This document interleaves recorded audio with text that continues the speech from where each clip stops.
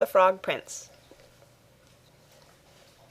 One fine evening a young princess put on her bonnet and clogs, and went out to take a walk by herself in a wood, and when she came to a cool spring of water that rose in the midst of it, she sat herself down to rest a while.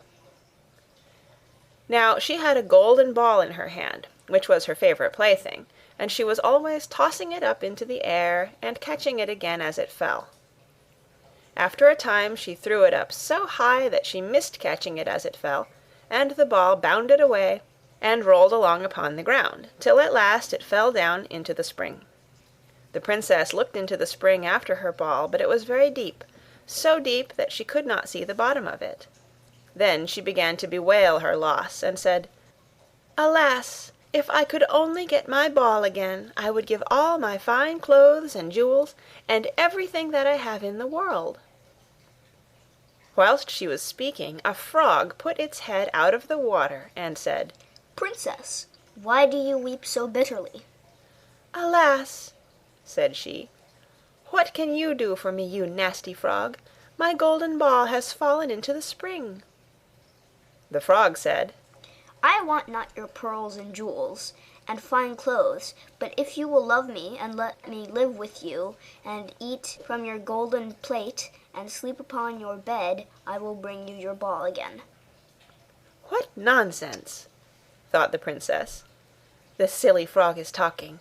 He can never even get out of the spring to visit me, though he may be able to get my ball for me, and therefore I will tell him he shall have what he asks." So she said to the frog, "Well, if you will bring me my ball, I will do all you ask." Then the frog put his head down and dived deep under the water, and after a little while he came up again with the ball in his mouth, and threw it on the edge of the spring. As soon as the young princess saw her ball, she ran to pick it up, and she was so overjoyed to have it in her hand again that she never thought of the frog, but ran home with it as fast as she could. The frog called after her, "Stay, princess, and take me with you, as you said." but she did not stop to hear a word. The next day, just as the princess had sat down to dinner, she heard a strange noise. Tap, tap, plash, plash, as if something was coming up the marble staircase, and soon afterwards there was a gentle knock at the door, and a little voice cried out and said, "Open the door, my princess dear. Open the door to thy true love here, and mind the words that thou and I said by the fountain cool in the greenwood shade."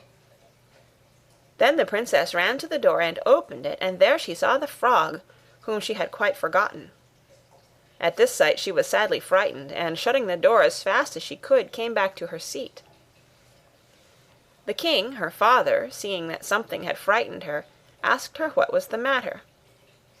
"There is a nasty frog," said she, "at the door, that lifted my ball for me out of the spring this morning.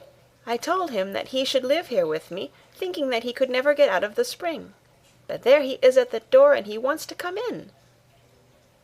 While she was speaking, the frog knocked again at the door and said, "Open the door, my princess dear. Open the door to thy true love here, and mind the words that thou and I said by the fountain cool in the greenwood shade." Then the king said to the young princess, "As you have given your word, you must keep it, so go and let him in." She did so, and the frog hopped into the room, and then straight on, tap, tap, plash, plash, from the bottom of the room to the top, till he came up close to the table where the princess sat. "Pray lift me upon the chair," said he to the princess, "and let me sit next to you." As soon as she had done this, the frog said, "Put your plate nearer to me so that I may eat out of it." This she did, and when he had eaten as much as he could, he said, "Now I am tired. Carry me upstairs and put me into your bed." And the princess, though very unwilling, took him up in her hand and put him upon the pillow of her own bed, where he slept all night long. As soon as it was light, he jumped up, hopped downstairs, and went out of the house. "Now then," thought the princess, "at last he is gone, and I shall be troubled with him no more." But she was mistaken, for when night came again she heard the same tapping at the door, and the frog came once more and said, "Open the door, my princess dear, open the door to thy true love here, and mind the words that thou and I said by the fountain cool in the greenwood shade." And when the princess opened the door, the frog came in and slept upon her pillow as before, till the morning broke. And the third night he did the same. But when the princess awoke on the following morning, she was astonished to see, instead of the frog, a handsome prince, gazing at her with the most beautiful eyes she had ever seen, and standing at the head of her bed. He told her that he had been enchanted by a spiteful fairy, who had changed him into a frog, and that he had been fated so to abide till some princess should take him out of the spring, and let him eat from her plate, and sleep upon her bed for 3 nights. "You," said the prince, "have broken this cruel charm, and now I have nothing to wish for but that you should come with me to my father's kingdom, where I will marry you and love you as long as you live."